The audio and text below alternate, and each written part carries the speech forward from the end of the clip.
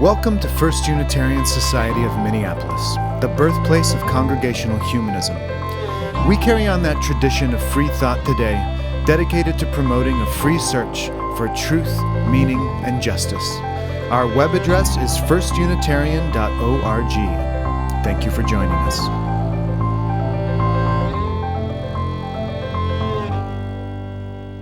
I want to bring in a human experience, if I may, because I feel like we need to be in touch with what happens in these kind of conversations when they get a little weighted. So I reached out to Erica Bovey, and if I can just have my beloved come up here and share stage with me for a few seconds. Because I was like, I got on the phone, I was like, girl, did you hear about Oklahoma?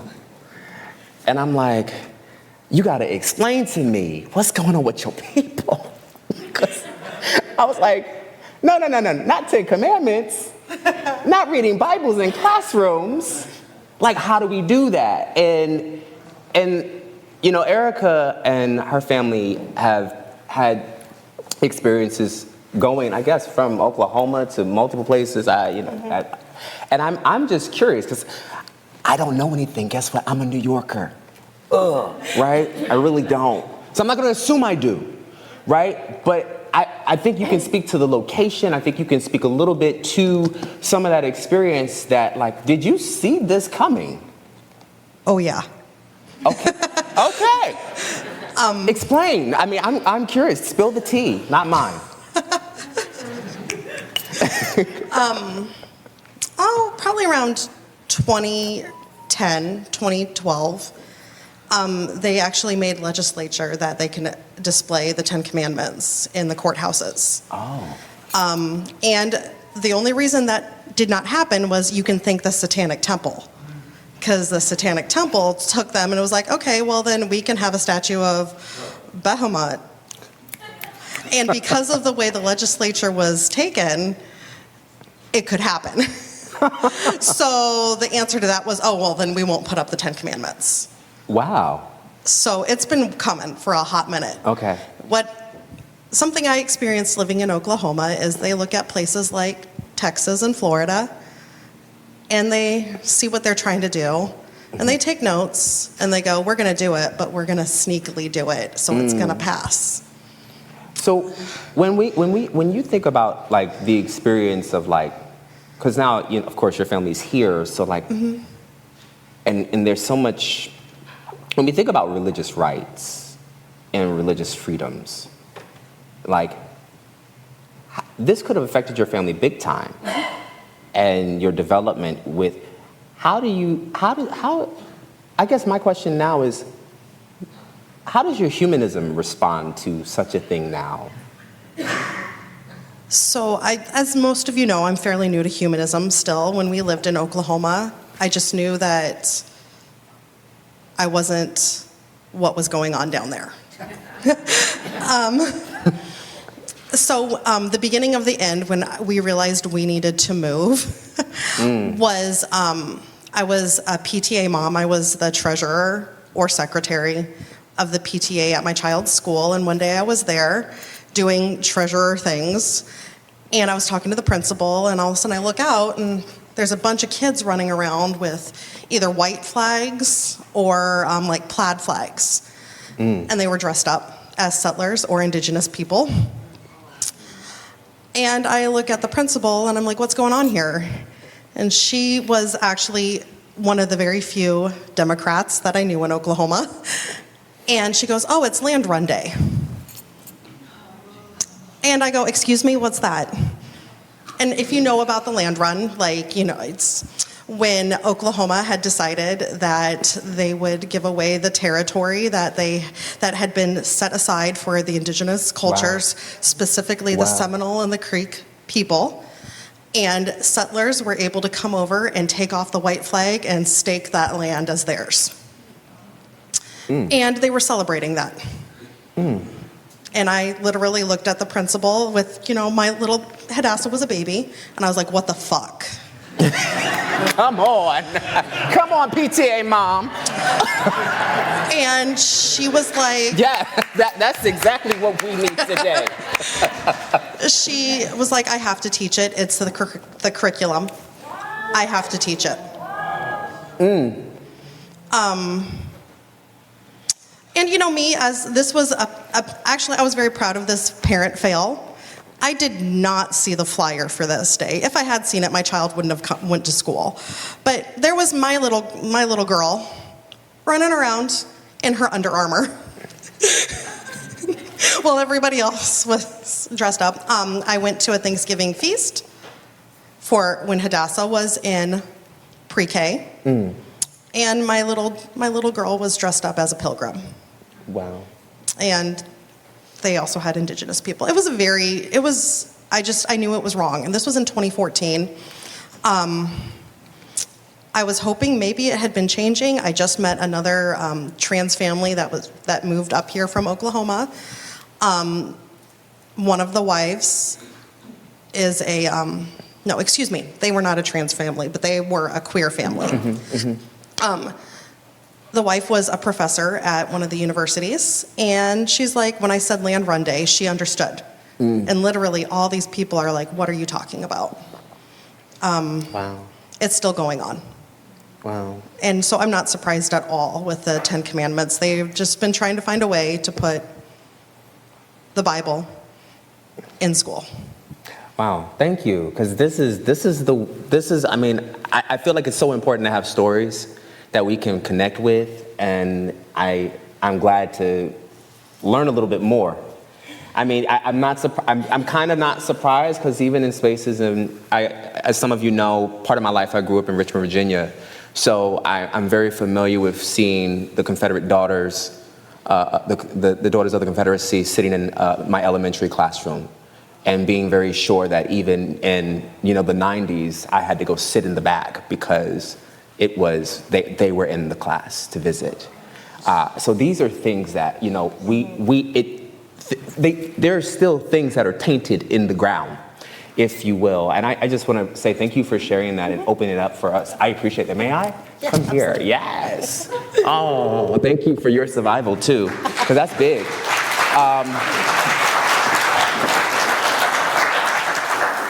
I think it's important to, really get to the place where we can actually say to our government, what the, okay? I do. I feel like we need to get there, and I think most of us are probably deep down on the inside asking that question when we look and hear the things that are coming up. The topic today is something that I've been playing with and thinking about and pondering, because I've been asking the question, who commands me? Who commands me?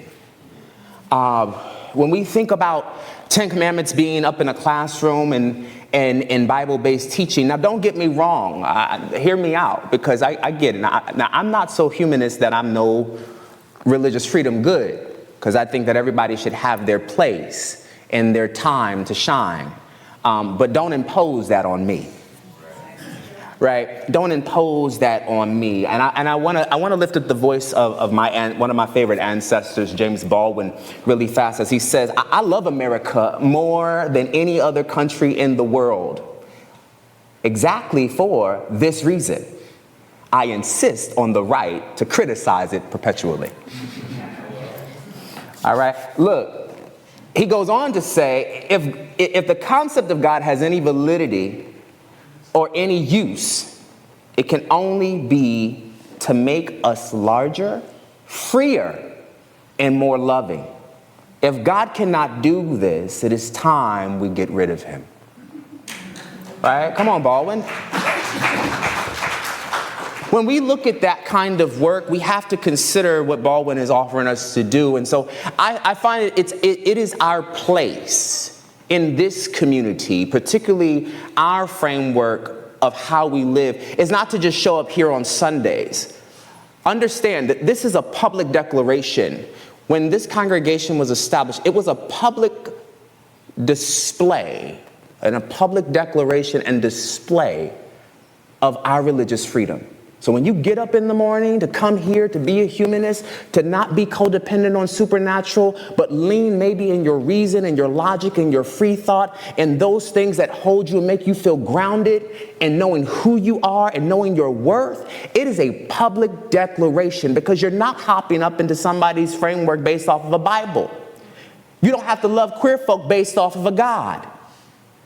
You get to actually meet people where they are and lean into their experience. And that is what I'm inviting you to do today. Here is the word from Audre Lorde. I left you a little bit of an excerpt up there, but Audre Lorde says this in a poem that says, "Who said it was simple? There are so many roots to the tree of anger that sometimes the branches shatter before they bear. Sitting in Neckwood, the women rally before the march, discussing the problematic girls they hired to make free." It's very complicated. An almost white counterman passes a waiting brother to serve them first, and the ladies neither notice nor reject the slighter pleasures of their slavery. And they sit here wondering, and I sit here wondering, which part of me will survive all these liberations? This is Audre Lorde offering us a framework to begin to look at the various intersections we have. There are aspects of our humanity that is constantly going to be challenged. And we know, based off of the way that these laws are being set up, we are being called to look at our full humanity in essence. So how do we handle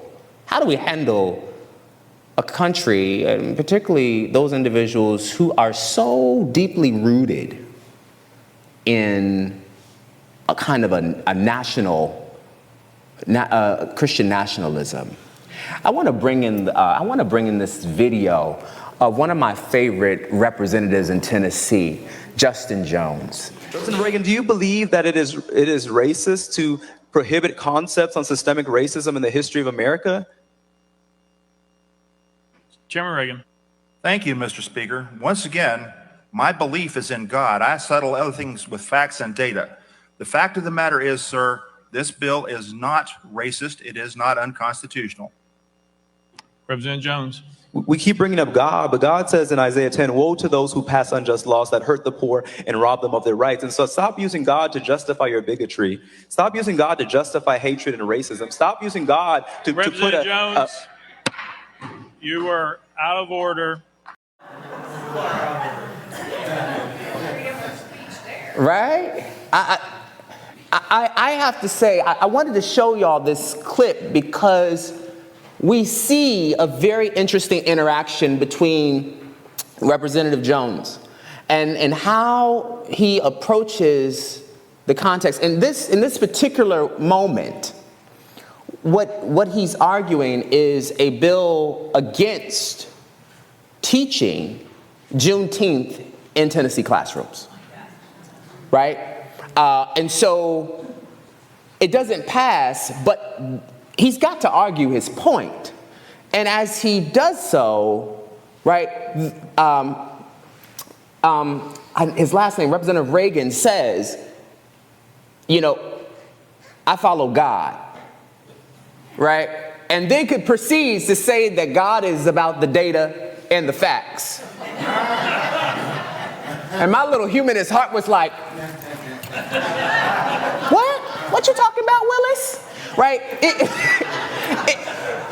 It's that moment and that actually I appreciate how Jones decides to use sacred texts to push back on his colleague to be like, no. Do not use biblical violence to justify your bigotry, your hatred.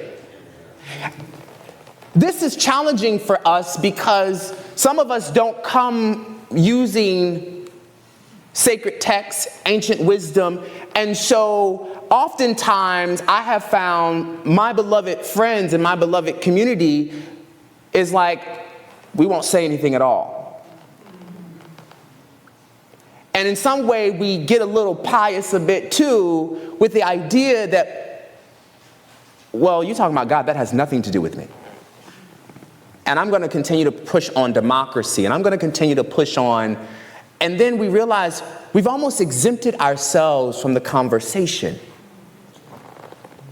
That's tough to say to us because I like to think that we are deeply engaged in it, but we're not when we decide to pull back. There are so many traditions, particularly if you've ever run into folk Black Americans who identify within the Nation of Islam. They are very well versed in biblical texts. They are very well versed in the Hebrew Bible. They will know all of the prophets, and some of them, I actually can say, know Sanskrit. It is imperative for those who identify within the Nation of Islam to be highly educated people regarding other people's traditions. And we cannot avoid that. I want to encourage us to hear that from a space of love, that we can't avoid the conversations anymore, and we can't avoid the idea of getting gritty with some of these Christian nationalists. And how do we do that? And so I thought to myself, I want to bring us into an understanding about what religion is. So what is religion? If I can get that slide up, that'd be great. Because we got to talk about what religion is. Religion comes from the Latin word regilio, which means to bind. So all these people who want freedom of religion, I won't play with it right now. But the truth of the matter is, it means to bind, right? It means in some way that they're not free thinking, right?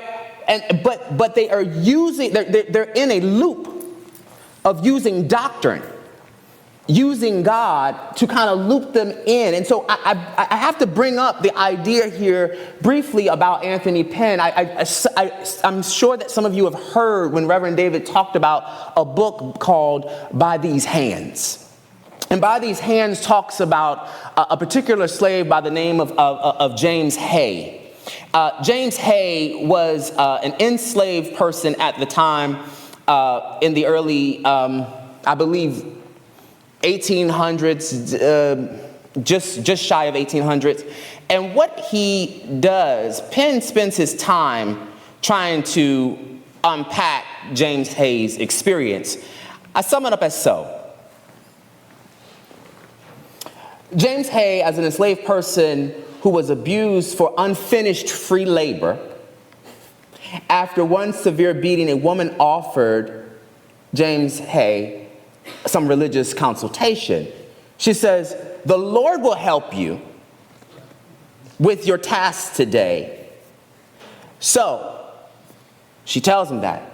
And literally, James Hay, believing that the Lord will help him, is so highly motivated to work for a bit and then decides to take a nap because the Lord will help him. Unfortunately, this literal embodied interpretation causes James to be punished again. So the Lord didn't help him at all. He then goes to the overseer and explains to the overseer that, look, clearly the God that you say that's going to help me can't help me, and I can guarantee you I'm the one who's doing the work, not God. And I'm going to prove it to you. This is what he does in the documentation. This is historical documentation. And he actually, James Hay actually proves to them, to a point where he actually ends up, the overseer actually hires a few religious scholars of the day to test the theory of this enslaved person who says, there's no God, this is me. I do this work for you. I work this land, I build this. And, I find, the question for me, I can't even pretend. The question for me is that we are so interested, and if I may put it in time for us, I find it interesting that we can celebrate a all-creating, white manifestating God who takes a rest, gets to take a nap on the seventh day, but we're ready to beat somebody's ass when they decide if they're on the margins. That doesn't work for me. Because there's no comparative there. It really causes us to really think, why are we so interested in punishing and penalizing those who are on the margins? Why do banks penalize folk who don't have money in the bank? You get a $40 fee if you overdraft. We penalize the poor, but we're fine with not taxing the rich. We've got some, just as of late, in New Jersey, now you'll get penalized for being homeless. That don't make no sense. Because you're homeless, you get penalized. We have done a horrible job trying to get engaged with justice here. And so what are we after has been my question as humanists. What do we need to do? I want to offer us this. A little quick history. James Hay is a product, is a counter-narrative to this fancy brother on the next slide. This is Cotton Mather. He wrote this pamphlet. He's a Boston brother. Sorry, George. He actually writes these pamphlets and he begins to talk about how to Christianize the Negro. And there are some steps here to do so. Well, Jay, we're supposed to be talking about education today. I don't think we can talk about education until we talk about how America has sought to do various formations of assimilation. I'm only speaking from this context, but I can guarantee you most of your ancestors who come from various places in Ireland and so on and so forth, they were not American. They were from Scotland. They had accents. They were Jewish. And they had to assimilate just to exist here. We are in the United States of amnesia. It wants us to forget how we not only got here, but and why we actually belong here, right? In our human nature. This land is not our land. Some of us came here running, seeking refuge. Some folk came here forced. This is a complex place.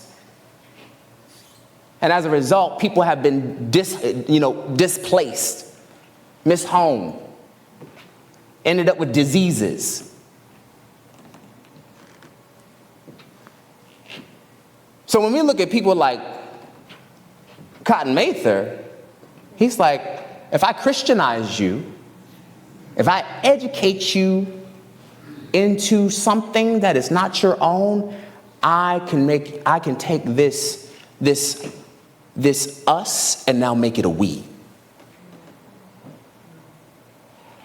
Christianization has a lot to do with, when we think about Christian nationalism, it's very much so Christianization. It creates an us versus them. There are very clear distinctions of an us versus them. That is why the Conservative Party is struggling today. So here's what I want to bring up. Slide.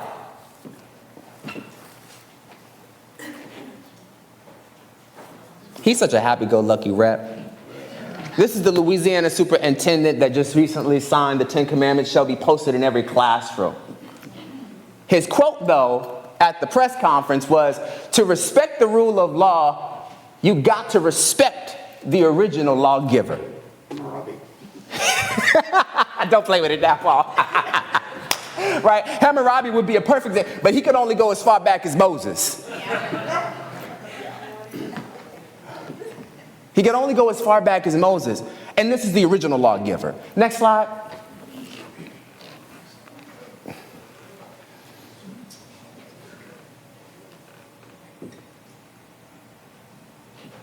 Here's Oklahoma superintendent. Now, what interests me about this is that he describes the Bible as a historical and cultural touchstone.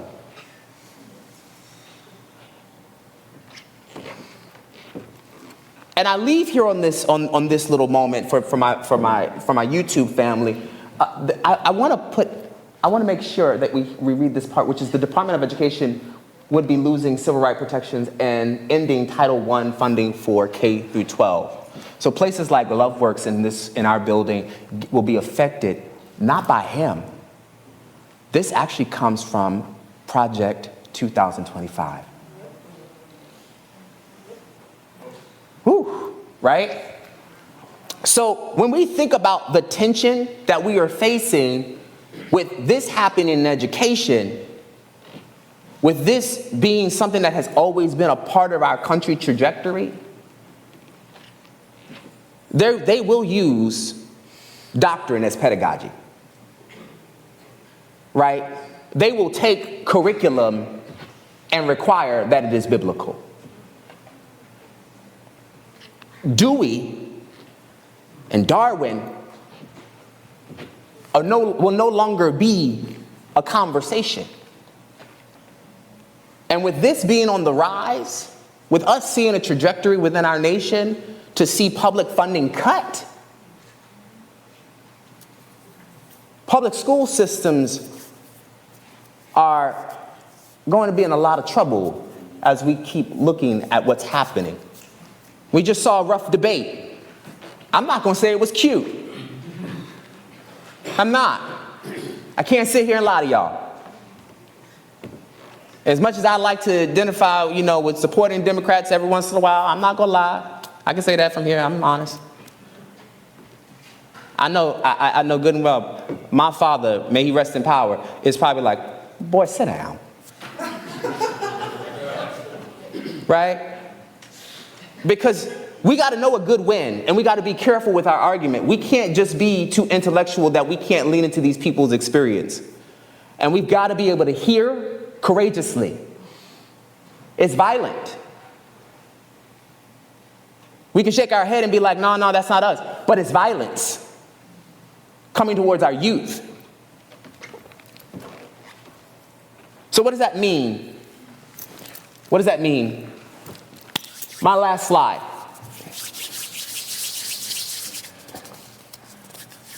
This right here comes from a scholar that I had the opportunity to work with called Brigitte Kahl, amazing German scholar, and she uses this ancient to kind of describe ancient empirical forces that affected the Christian community at the time during the Roman empires, and this is an illustration based off of a Pauline thought where she says, deliverance out of this present evil age. I said, this is so apropos. It is a real present evil age. Every time we think about it, it's like, what's next? So this is a battle square. And in the battle square, just to offer you this, is how we have, in some way, a human connection and relationship. Now, some folk in here, I know we cannot, we don't necessarily engage in God, but we do engage with self. And that will intersect with the idea of those who we consider other, outside of ourselves, which is a cross. The other corner over here says law and life. right? How are people holding that tension in our human connection? How do they hold it? Some live by politics alone. You've heard me say that. Some will live by just the simple aesthetics and process of just living life. They are functional. They're like, I'm good, I got it, I'm great. I don't worry about politics. And we have a generation that is emerging from that space too, who are not interested in voting. Because they don't believe that they will tell you democracy is corrupt. Right? And at the same time, I can't lie to them as a millennial. Who would blame them? Because what do I see every time I put my voice out? Who's in power? Don't get me wrong, but even I wouldn't be able to get a job at 81. If I don't care how amazing my CV is. Right? And the very corner from law and life to come down are the hamartialities, which are sin or death. The existential things. I did something wrong. Something is wrong with me. Right? And these put us in conversations constantly. So what does this do for us? And why do I offer this? I offer this because I want us to think about what is the humanist called to do if we have to engage with some of this Christian nationalism. Number one, we have to realize our position is to hold folk accountable, no matter what tradition they come from.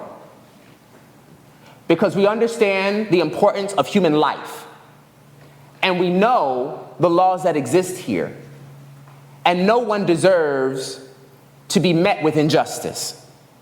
If that's a value we understand, then I can guarantee you've already hit about 70% of most sacred texts.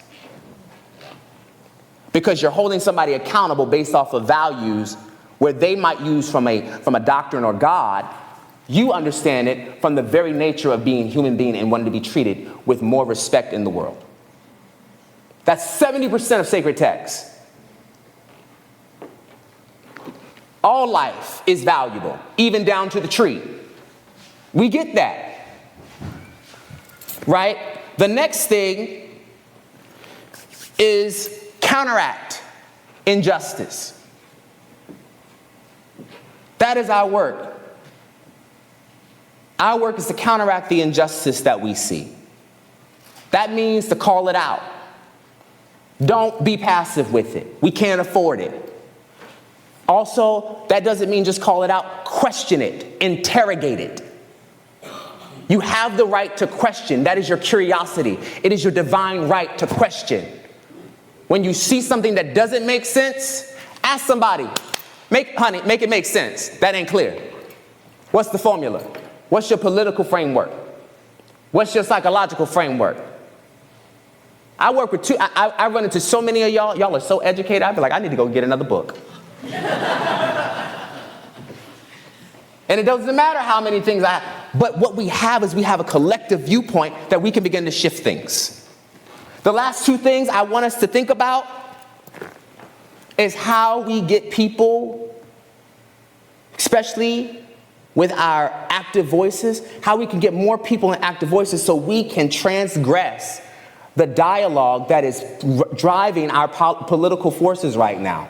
We have to help transgress so that we can transcend our voices, the people's voices, and put it back to the people, not lobbyists, not folk who are just giving money and smoozing with the Supreme Court. Because you know they're the only ones that don't have ethics. That's a whole nother topic on another Sunday. Don't get me started, y'all. I had to tell Tim to get me seats because I said if I stand up, I'm going to be loud.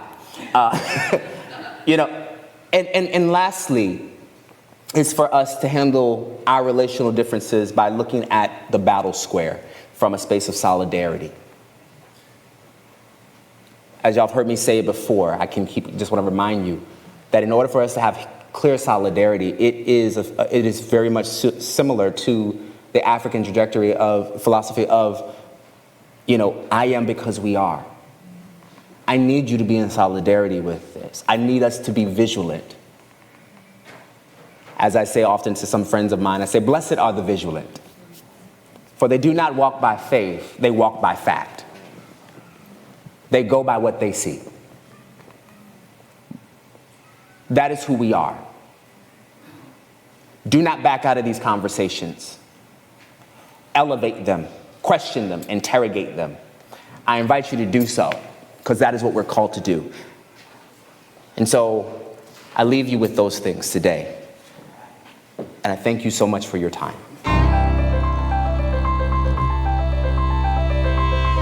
Thanks for listening.